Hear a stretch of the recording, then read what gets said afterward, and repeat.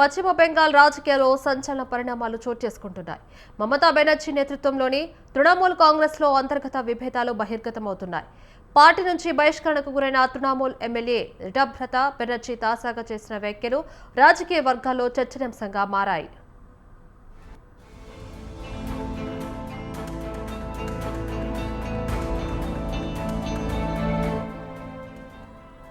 Party నుంచి బహిష్కరించబడిన మరుసటి రోజే రిటభ్రత బెనర్జీ రాష్ట్ర అసెంబ్లీకి చేరుకున్నారు. ఈ సందర్భంగా తనకు 59 మంది ఎమ్మెల్యేల మద్దతు ఉందని ఆయన ప్రకటించారు. అంతేకాకుండా ఆ ఎమ్మెల్యేల మద్దతు లేఖలను ప్రదర్శిస్తూ తానే ప్రతిపక్ష నేత పదవికి అర్హుడనని చెప్పారు.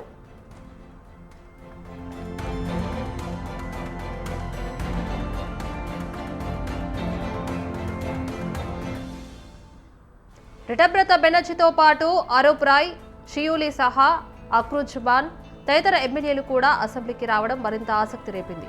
దీంతో తృణమూల్లో అసంతృప్తి వర్గం బలపడుతుందా అనే ప్రశ్నలు తలెత్తుతున్నాయి.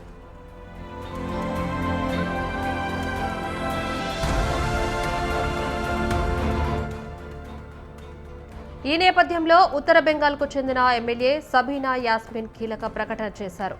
ఇవాళ ప్రతిపక్ష నేతను ఎంపిక చేసేందుకు సమావేశం నిర్వహించనున్నామని ఆమె తెలిపారు.